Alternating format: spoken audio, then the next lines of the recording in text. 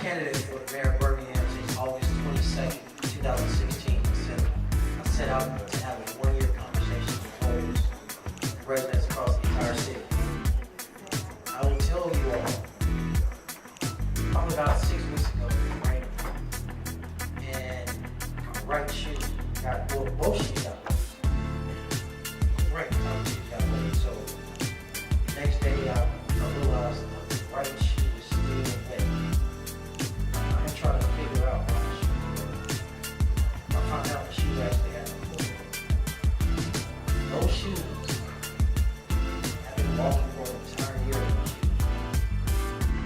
I'm bringing that to you because for all the young people y'all are going into, for all the young people.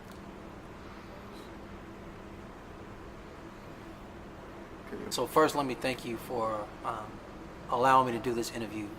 I will say this, economic development is pretty important in the city of Birmingham as it relates to development, not just economic development, but community development in our community. It's important that we look at our entire city holistically. So the city made up of 23 communities, 99 neighborhoods.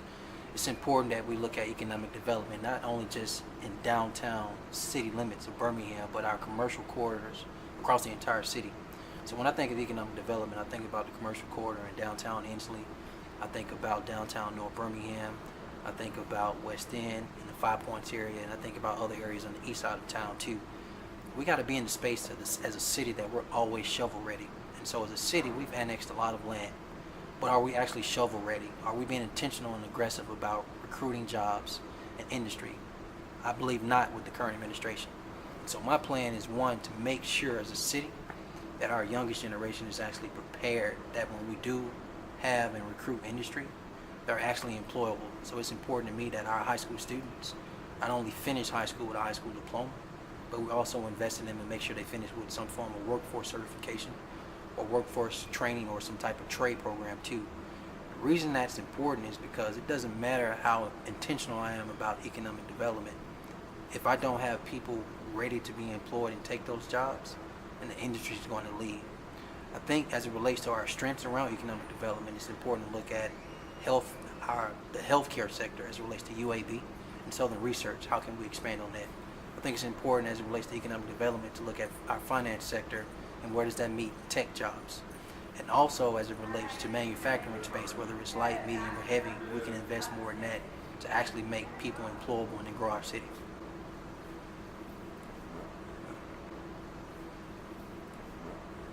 Yeah, so that's a really important topic. I think probably one of the most important topics in our city.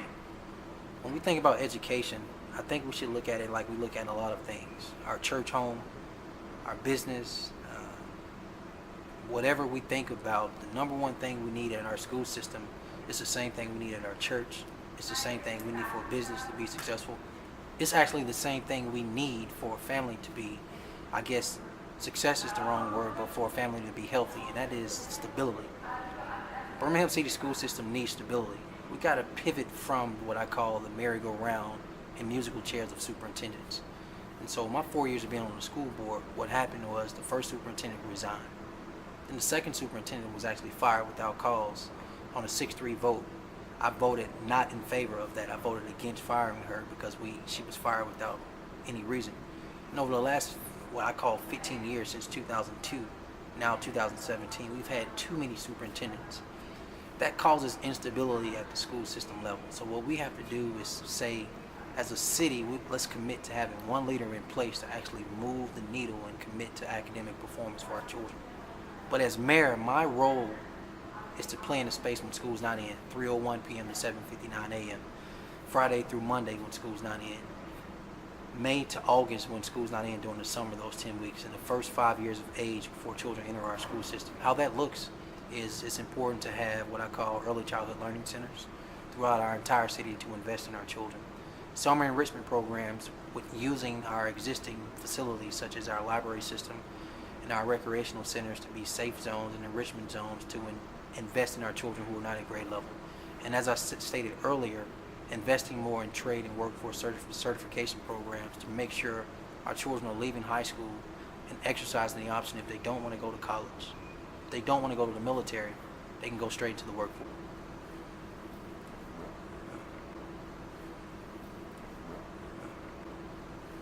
Yeah, so let's start backwards. I think as it relates to Legion Field, I'm a big fan. I think if any of us walk into the Gray Lady now, as it relates to next month, for the classic A&M Estate, or whether UAB football is back, we can look at our stadium that's been around since forever, when Alabama and Auburn used to play in there, and we know it's not where it needs to be. Well, let me say this. Legion Field is not just a part of the community. City of Birmingham, as it relates to City Hall, as it relates to the mayor's office, as it relates to our tax dollars, as it relates to our budget, has a role to play in making sure the Gray Lady is up to standard. It is part of our parks and recs facilities and centers. We need to invest more. There's enough, what I call, bun money to invest more in Legion Field. So let's get it back to where it needs to be. I think as it relates to attraction, we're actually sitting right now in this interview in the BJCC. I think it's important that, again, we commit to expanding the BJCC. One, expanding our airport, as well as making sure how are we actually positioned as it relates to the Civil Rights Institute and now National Monument to attract people not only across the nation to Birmingham, but across the entire globe. So gun control. I think this is an important topic where I like to actually tell a story. And so I was a prosecutor for the city of Birmingham for a long time. Then I became a defense lawyer where I worked in all type of cases. Well, I had a case appointed to me many months ago. My client, 19 years of age, charged with a felony case. But because he was 19, I wanted to get him youthful offender status, allow a judge to grant that status so he wouldn't be charged as an adult. Well, I go into the courtroom on his case. I get there early, I get there first, I sign in, I'm thinking I'll get out first. Next to the sign-in sheet, I actually noticed 3 sheets of paper. On these 3 sheets of paper were a list of young people, everyone under the age of 21, so everybody there was for a youthful offender status hearing. The judge gets in, he comes on the bench, the courtroom is now full. He calls up, not in order, 8 people, so I don't even go first. And the first 8 people he called up were young men, 16, 17, 18 years of age, have all been charged with armed robbery. So they all had guns on them. The craziest thing wasn't what I saw from the judge, which is what he actually denied each and every single one of them youthful offender status. So they all were charged as an adult.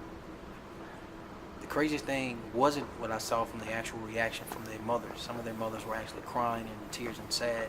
Other mothers were stoic. The craziest and scariest thing I saw from those 16, 17, and 18-year-old young boys who had a charge of armed robbery when they had guns in their hand, they showed no remorse. They showed no physical reaction. They didn't show anything, and it made me realize the following. For too many of our young boys, even from my own nephew who lost his life to gun violence, even to my own brother who lost his life to gun violence, there's not enough empathy being placed, being invested in our young boys and our young folk, even in some of our young girls.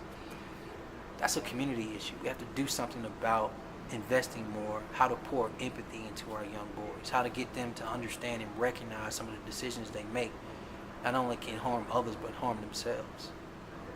The gun back program is a good thing, but it's not enough. Conflict resolution being introduced to our 4th and 5th graders before they even enter middle school is a good thing, but it's not enough. We have to find a way to wrap our arms around our young boys and teach them what empathy is, because if they understand empathy, they're less likely to commit issues of harming each other by using a gun.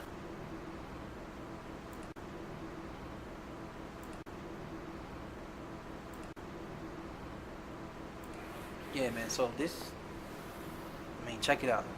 You're watching me, you probably see the physical reaction on my face to that question. The reason I have this face you see with that question is because as a candidate for the last year, I spent the time around this entire city, in all 23 communities, in all 99 neighborhoods, going door to door, talking to residents about issues that concern them, their frustrations, their issues, their problems, their concerns. And one of the number one issues in the city of Birmingham right now is too much blight. Like where people are actually living in their neighborhood, on their street, on their block, as it relates to overgrown lots, as it relates to dilapidated houses, as it relates to burned out structures. Too many of it exists. Just right here behind us in the neighborhood of Fountain Heights, I can take you on the street where a lady, she takes care of her house. Next to her, literally like next to her is a overgrown lot. Across the street from her, 2 lots right in front of her, overgrown. A house third down from it is a abandoned house, and across the street from it is a burned down structure. So she's doing her part. But what does that do for everything I just described to you, to her property value? What does that do for her safety? She's not in a good space. And so in my opinion, no, scratch that, not in my opinion, but under the guise of being the mayor, being an actual former lawyer for the city, what can we do around bringing suit as it relates to public and private nuisance? That people shouldn't have to live next to slum landlords. People shouldn't have to live next door to what I call absentee landlords, or people who refuse to take care of their property, and it hurts other people's property. We have to be more aggressive, we have to be more intentional, and we have to provide more resources to get rid of these dilapidated structures. We also have to invest and fund more of the land bank to make sure people can exercise the option to repurpose some of these overgrown lots, whether it's a pocket park, whether it's a vegetable garden or some type of neighborhood garden, community garden, or a side lot for the owner next door to repurpose that space. We have to just be in a space of solutions for real community development, to bring our neighborhoods, to bring our streets, to bring our blocks back up to where they need to be. Can everybody get a beautification award? No. But at the same time, it's time out for what I call slum landlords, and it's time out for what I call absentee landlords hurting our neighborhood with these dilapidated structures. And as mayor, you have my commitment to do something about that. Not just during an election year, but every day, every week, every year.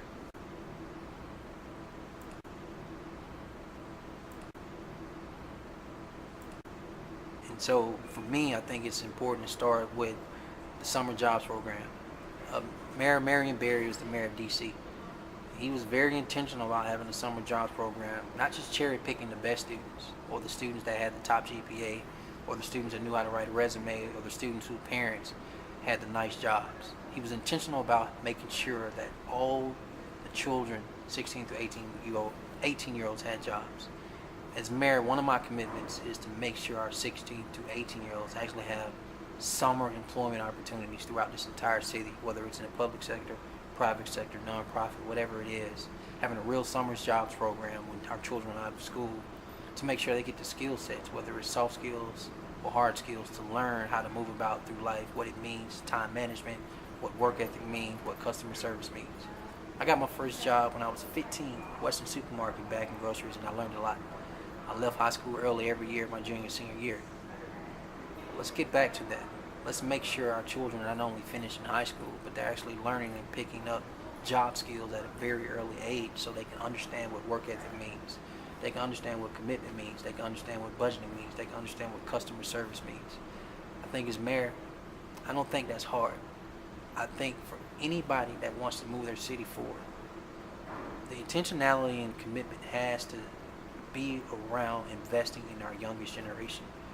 And if we equip our youngest generation with work skills, work training, and give them the opportunities, they'll not only take better care of themselves, but they'll make decisions where they know how to take care of their families as well, and not necessarily do or be put in situations where they harm them.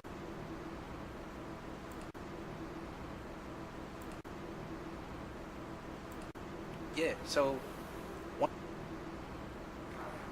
anybody who wants to open their business, anybody who wants to expand their business, anybody who has to renew their business license, anybody who has to go through the permitting process as it relates to the city of Birmingham, they have to interact with City Hall. They have to interact with our finance department. If you talk to any existing business owner now, they will tell you that process is not always fair, it's not efficient, it's not open, it doesn't move in the space it needs to be to make sure business owners who want to stay here, or those who want to open their business, actually have a smooth process. We need to change that. So one of the things I want to do as mayor is have a one-stop shop. You come to City Hall, whether you want to open your business, expand your business, renew your business license, permitting process, that process is going to be smoother. You're either going to have some of the options to do some of this stuff online. If you do have to come into City Hall, we're going to make sure the process is efficient, it's open.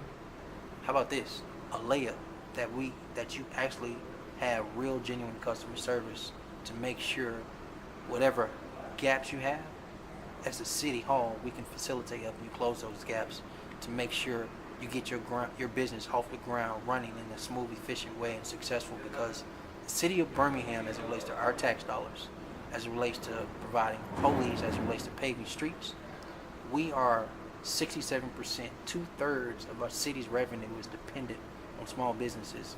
And so as mayor, you have my commitment to invest in small business owners, because not only am I dependent on you, but you just have to be in the space of support, not just entrepreneurship, but real development. And that's where we're going to get development from, investing in our small business owners.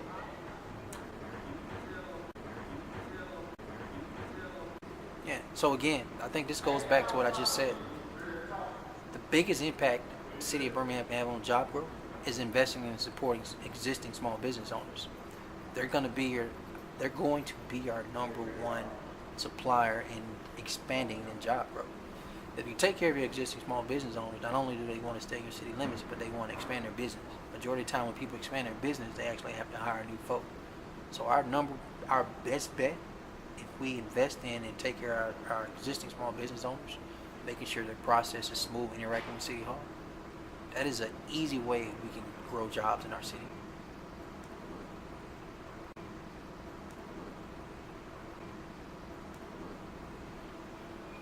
Man, that's an interesting question. So when I think about the image of Birmingham, we're having this interview September 15th.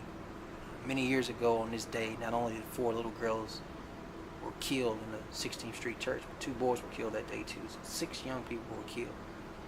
And what I find interesting is that many years later, from an image standpoint, the city of Birmingham is hurting from the pain that was caused, not just to those 6 families, not just to those 4 little girls and their families, but the legacy of our city.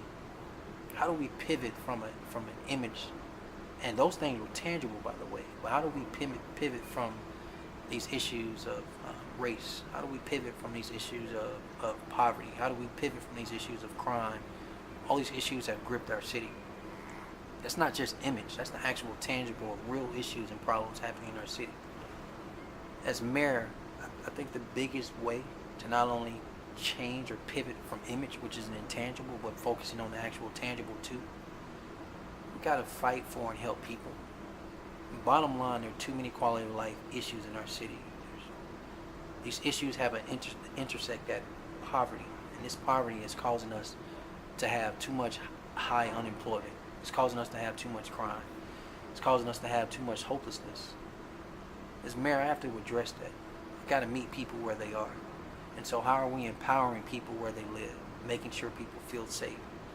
How are we in a position to give people employment opportunities and the workforce training they need to get the skill, to get the job? Where are we on doing things like paving streets, right? I know that sounds crazy, but that's a simple layup, and that's the city's job. We got a job to do in the mayor's office. If I do my job of being intentional about improving the quality of life of people that live in the city, image will take care of itself.